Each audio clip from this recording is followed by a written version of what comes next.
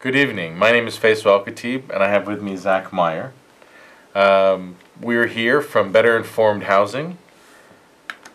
We're located at 218 North Jefferson, Suite 103, Chicago, Illinois, 60661.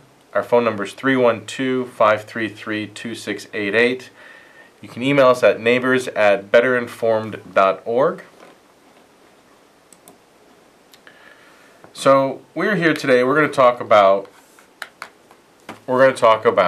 flips, buying and selling real estate, and doing so on a short basis. Zach is actually the host today, and I'll be answering his questions.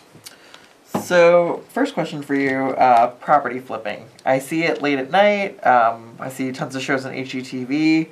What's it all about when it actually really comes down to the nuts and bolts of it?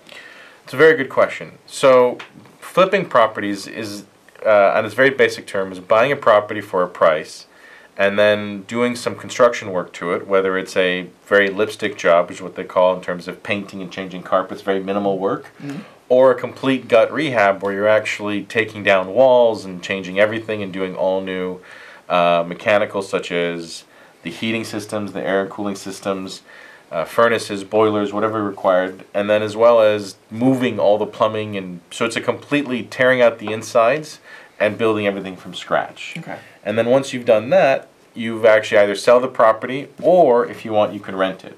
But for our purpose, we're talking about flips. You're buying, fixing, and then selling the property. Is it something you think a novice can do? I think we've seen horror stories of where it can go wrong. Would you recommend it to a novice? Absolutely. I would not recommend it for a novice. This is a lot of things can go wrong and a lot of things can go right. So if you buy, it's really all about buying the property at the right price. So to make it work, you have to find out what the value of the property is post rehab. Okay, so after you've rehabbed it, what the value is. And then you have to look at the property and figure out what are all the construction requirements. So if you're a novice and you don't understand real estate, you won't really be able to get a good idea as to what the value is. So the best thing to do is to get professionals that are partners with you or that are willing to support you and help you, like a very good real estate agent. Okay. An agent who understands the particular area or understands the concept of flipping. And just like there's different types of doctors for different types of diseases and ailments, there's different types of real estate agents. Now, they're not licensed differently, they're just usually they have their own niche specialty. So the idea is you figure out what the post-rehab value is, figure out what your construction cost is, and then figure out what you're going to buy it for, and kind of work your numbers backwards. Okay. But there's a lot of pieces involved. So when you are rehabbing a property, especially in Chicago, you have permit and architectural plans. Okay. So it means you need an architect, and you need special plans, and you got to get special permits depending on the type of work you're going to do. If you're not moving any walls, you can get easy permits. If you are moving walls, you got to get very specific permits. So that's why you need a good general contractor and a good architect to work with you to get the project done. Because once if you take down those walls and you don't think you need to replace pipes, next thing you know, you have to replace pipes. And now what you thought was going to be a $40,000 rehab becomes a $100,000 rehab. Whoa. And whatever profit you had goes right out the window. Okay. The other thing you want to look at is when you're buying a property is your lender. Okay? So there are lenders out there. You have different types of lenders. So you have Chase and Bank of America and Wells Fargo and all these types of lenders that do what we call traditional lending. And their interest rates are low, 4%, 5%. Some of them, they may do investment properties. But when you're doing this type of rehab and construction, there's a high risk to it. So usually you're going to have to find lenders who are going to be paying a higher interest rate, 12%, 15%, 8%, 9%. So it really varies on your skill, expertise, and the type of property you're acquiring. But the biggest obstacle that people have is capital, so money to buy and do the construction. And then finding the right contractors to do the work, because there's a lot of horror stories of contractors who start work and don't finish. Or they take your money and they don't finish the work, or they don't do the work. So, in answer to your question, a novice would be very dangerous to get into this type of field. Okay. They should really focus more on finding the professionals to help them get into it. It's good to know. It's good to know. Would you say when it comes to property flipping, is it harder dealing maybe with the county or the city? What's kind of one of the hardest ones that you've encountered dealing with? So that's a very good question, because if anybody knows anything about real estate, it's about location, location, location. So that also is true for when you're dealing with municipalities. So the city of Chicago is known to be very difficult overall in trying to get their permits, especially for someone who doesn't know what they're doing. Mm-hmm. And it's not difficult that they're difficult to deal with themselves, but they have a lot of rules. So you have different permits for plumbing, permits for construction, for like framing or drywall, and you have especially for moving walls. You have permits for masonry, so you have to fix the brick on the outside of the wall, so you have permits for so many different trades that if you don't have a general contractor, or what we call a GC, who knows what they're doing, you're going to have a lot of issues. Okay. Then the other piece to the GC is the architect. If your architect doesn't know what they're doing, then you're going to have a problem getting your plans approved. That approved plans, you're not finishing the construction, and you're slowing you down. And unofficially, there's also contractors and architects who are known within the city internal process that are what we call red flagged. So they might have problems already with the city because other past projects have had issues, Okay. building violations, or they didn't construct it properly, and that could also slow down your project. So you want to check to see, get a list of projects that your contractors worked on to see if they have any pending building violations or fines against them for making errors and mistakes in other projects. So you mentioned building violations and looking through past contractors. Is there any website I could look that up on, or does the city keep a record of that? So the city of Chicago specifically has a website. If you Google building violations city of Chicago, they'll have a website where you can actually look up specific property addresses to see if it has a building violation, which is a good question because that leads you into the next piece, which is you want to check if you're buying a property, you want to see if it has any building violations on it. And a good lawyer, because in addition to what you need, so that's actually a good thing. So what are the things that you need to do flips? So one of the things you're going to need is a good real estate agent. Okay. To identify a good property that's a good buy, so you're buying below market, you're buying a value. The second thing you're going to need is that same real estate agent should know what to help you sell the property, what the market looks for. So, for example, what are the competitors in that neighborhood of similar properties, and what do their projects look like? So, for example, if it's hardwood floors that are in that neighborhood and that's what sells, you want to make sure that you have as good as or better than what other competitors have, because when buyers come to buy your finished rehab property, they're going to look at everybody else in the neighborhood. And so if everybody else in the neighborhood has hardwood floors and you've got, for example, linoleum or vinyl floors, no one's going to buy your property. So that's going to hurt you. So you want to make sure that your real estate agent can help you with that. The other thing you're going to need is a general contractor.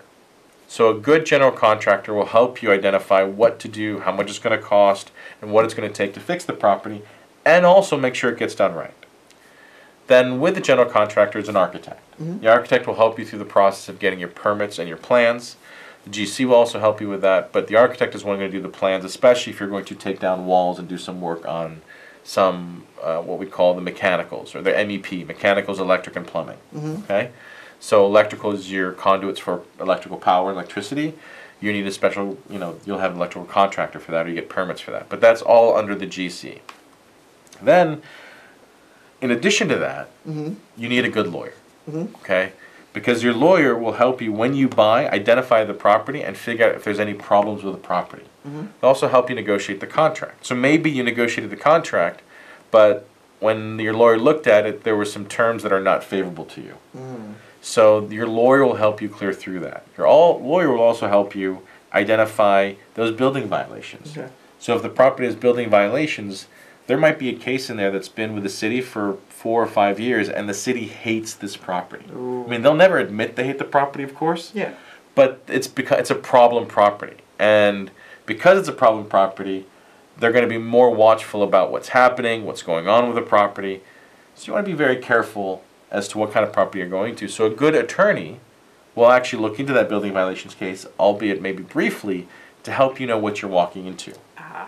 So, not that a building violations case says don't buy this property, or a problem with title, or if there's issues with it, but you're going to need to know what those problems are in advance. So, I have clients, for example, in my practice when I do real estate closings, and even real estate litigation and building violations, is knowing what kind of hair is on the problem. So we call it hairy problems, right? So it could be a property that's got building violations, it's got built wrong, it's got liens on it. It could be all these bad things on the property. However, because you have a good lawyer, you can figure out a way to clean up those problems and get to and get the property and sell it and make a profit. Okay. So, but that also reflects what you're going to buy it for.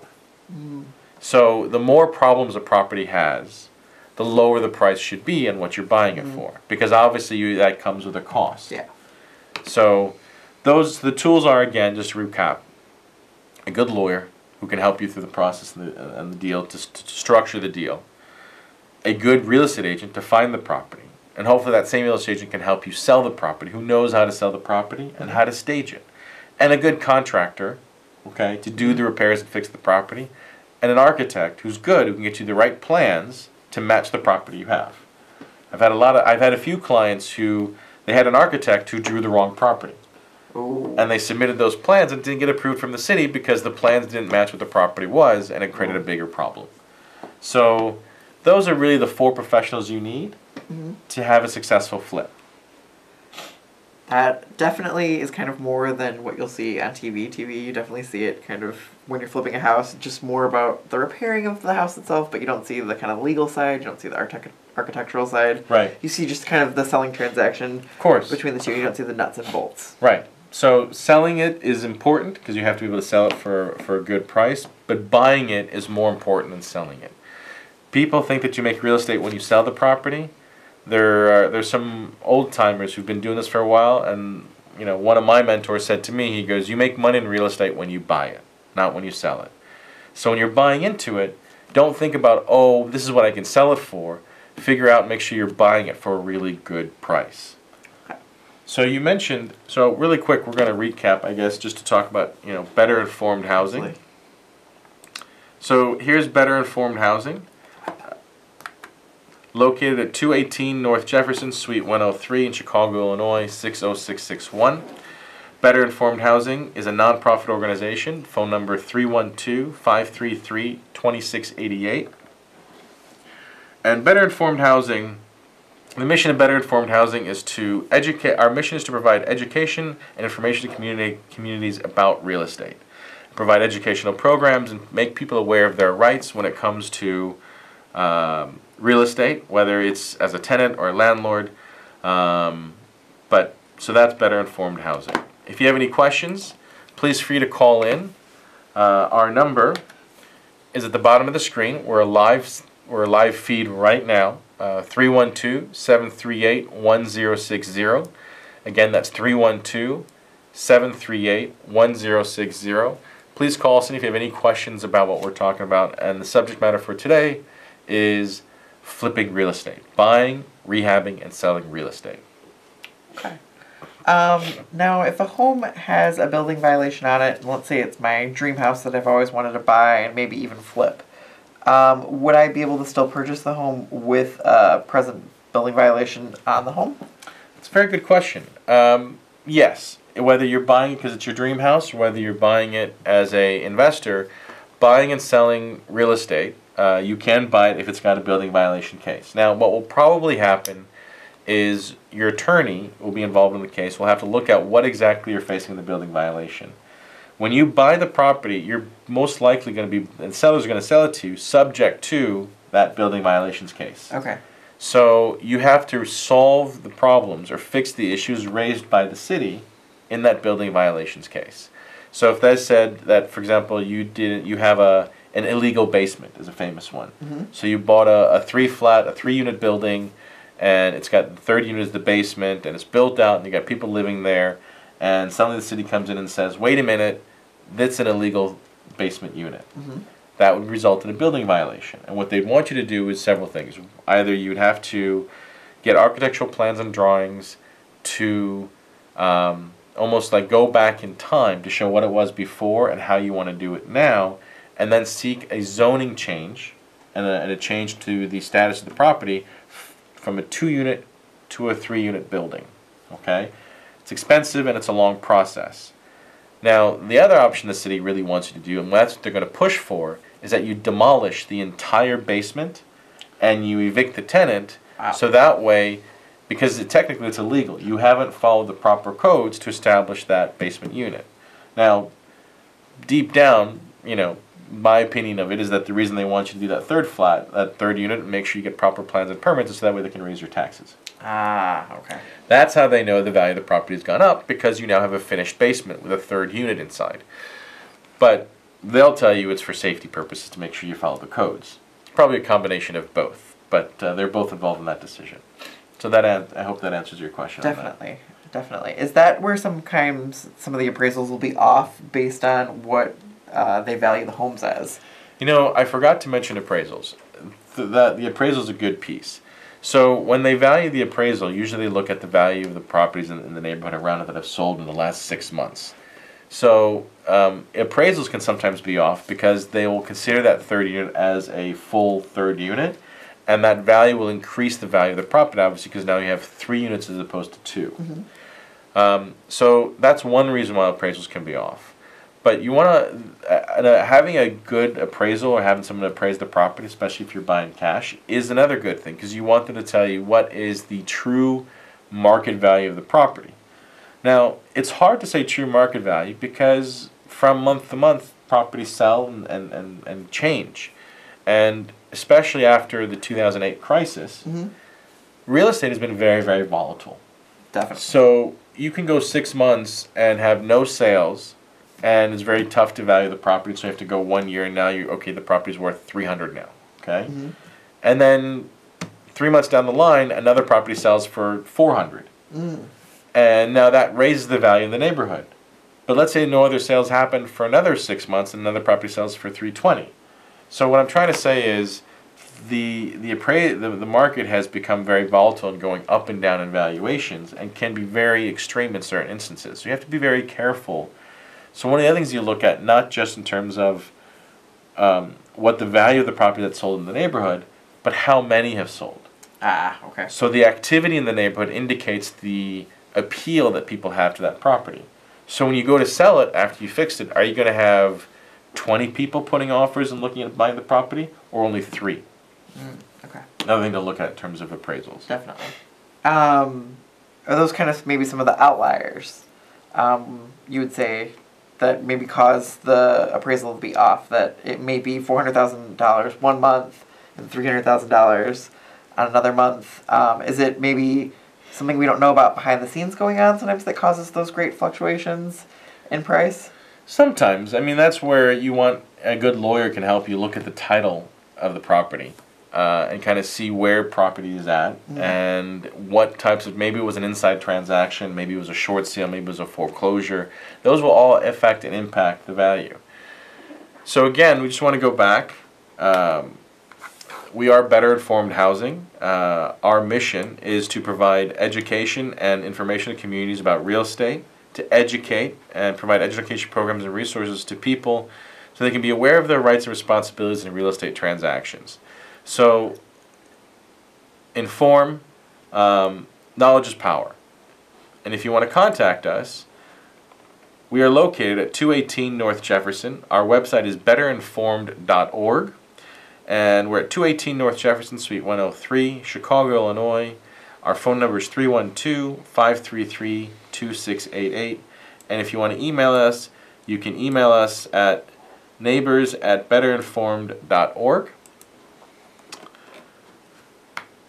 And if you want to call us right now, we are at the number below, 312-738-1060. Better Informed Housing. And our website again is betterinformed.org. One final question that you just mentioned. You mentioned title. I know that that's definitely a portion that you have to walk through before you're flipping a home. How exactly does maybe a title search work? It's a very good question. So the title is usually provided by the seller side. So if you're buying, the seller will provide you with a copy of the title commitment, which essentially says this is everything that's on title. And so when you buy the property, they'll give you an insurance policy. The owner or the seller will get an insurance policy guaranteeing that they're delivering title to you with certain exemptions. So, for example, like this building violations case, Okay. that would be an exemption on title. They would say, we're giving you free and clear title except for that one problem on title. Okay. So when that's what your attorney is. It's very important to have an attorney to do this, and the reason it's important because I actually have another client that I'm aware of who had bought a property, and instead of buying the property and getting a title commitment and going through the whole process, they bought it as a quit claim.